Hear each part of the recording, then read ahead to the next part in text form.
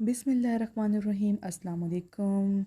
Welcome back to another YouTube video. Hope all are you doing well and doing great in your lives.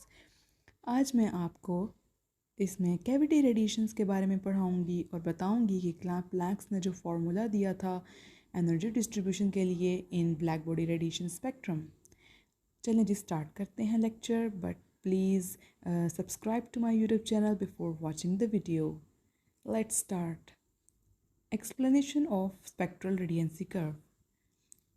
इससे पहले जो अगर आपने video नहीं देखी कैविटी रेडिएशंस क्या होती हैं और थर्मल रेडिएशंस क्या होती हैं तो प्लीज़ एक बार आप वो भी ज़रूर देख लीजिएगा। चलिए जी स्टार्ट करते हैं।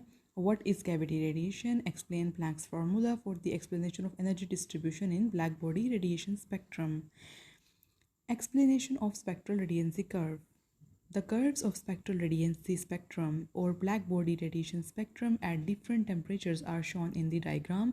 यहाँ पर आपको एक ग्राफ शो हो रहा है जो कि हमारे पास स्पेक्ट्रल रेडियंसी का ग्राफ है जो कि रेडियंसी एंड वेवलेंथ के दरमियान में बना हुआ है। ये हमें डिफरेंट टेम्परेचर्स शो कर रहा है। The spectral radiancy curve at a given temperature shows energy is not uniformly distributed।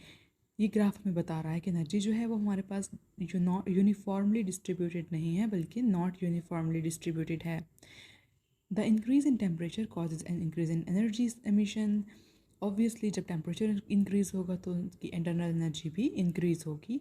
The radiant intensity increases with increase in wavelength, and at a particular wavelength it has a maximum value.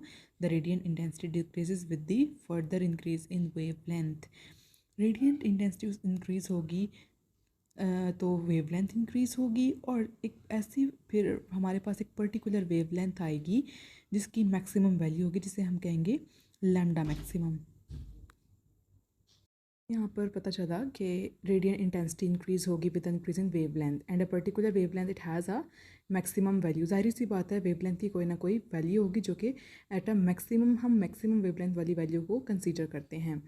The radiant intensity decreases with further increase in wavelength। radiant intensity का inverse relation है wavelength का। ये बात मैंने आपको first lecture में भी बताई थी। अब हम देख लेते हैं कि Wien's एक्सप्लेनेशन हमें क्या बताती है। Wien developed an empirical formula to explain the spectral radiancy curve given as R into lambda is equals to C1 over lambda की power 5 exponential की power C2 over lambda t। The Wien formula explained the region of spectral radiancy curve only for short wavelengths and fails to explain the region of curve for longer wavelengths। Wien ने हमें एक formula दिया जो कि empirical formula है। हमें ये जो हमारे पास लैम्डा है हमें शो कर रहा है वेवलेंथ। सी जो है वो कर्व को शो कर रहा है और सी की पावर पे हमें टेम्परेचर और वेवलेंथ के दरमियान भी रिलेशन मिलता है।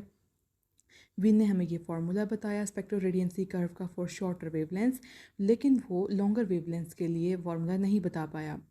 तो हमारे पास रेलेजिन ने उसकी एक्सप्लेनेशन दी। रेलेजिन ने बताया एक फार्मूला डेवलप किया empirical formula to explain the spectral radiancy curve.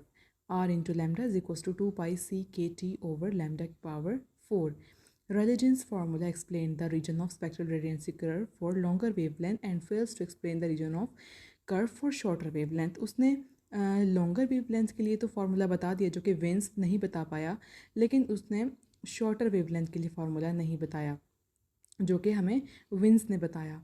जो रिलीजन्स फार्मूला है वो हमारे पास अल्ट्रा वायलेट कैटास्ट्रॉफी से रिलेट करता है। अल्ट्रा वायलेट कैटास्ट्रॉफी को ही हम रिलीजन्स फार्मूला भी रिलीजन्स एक्सप्लेनेशन भी हम उससे ले सकते हैं। ये दोनों आपस में रिलेट करते हैं। जो अल्ट्रा वायलेट कैटास्ट्रॉफी है वो हमें बताती है कि जो रिलीजन लॉ है उसने एक्यूरेटली प्रिडिक्ट किया एक्सपेरिमेंटल ऑब्जर्वेशंस को, और जो कि without bound the atoms the ultraviolet region of the emission spectrum. अब हम यहाँ पर देख लेते हैं कि हमारे पास प्लैंक्स रेडिएशन लॉ क्या होता है। प्लैंक्स ने ये जो हमारे पास अल्ट्रा वायलेट कैटास्ट्रॉफी है ये हमारे पास बाद में जाके एक पैराडॉक्स बन गया जो कि कंट्रोवर्स हो रही थी जिसकी स्टेटमेंट। तो उसको हम सॉल्व किया। किसने सॉल्व किया? प्लैंक्स ने, क्वांटम मैकेनिक्स ने। यानी कि प्लैंक्स ने हमें क्या कॉन्सेप्ट दिया? क्वांटा ऑफ एनर्जी का कॉन्सेप्ट दिया प्लैंक ने हमें।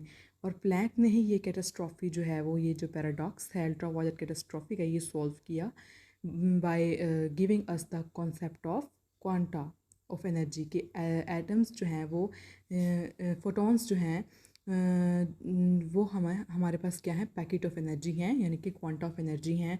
उसने फिर एक फार्मूला में दिया जो कि हमारे पास शो हो रहा है कि Planck's presented Wien's formula and Rayleigh Jeans formula. Basically Planck's ने विन्स एंड रिलीजेंस लॉ को दोनों को कंबाइन कर दिया और हमारे पास एक न्यू फार्मूला दे दिया हमें जिसे स्पेक्ट्रल रेडियंसी कर्व को भी जो एक्सप्लेन कर रहा है, जो अल्ट्रा वायलेट कैटास्ट्रॉफी के पैराडॉक्स को भी एक्सप्लेन कर रहा है और विन्स और रिलीजेंस के जो ड्रॉबैक्स थे जो वो एक्सप्लेन नहीं कर सके वो उस सब को भी सॉल्व कर हमारे पास हमें बता रहा है।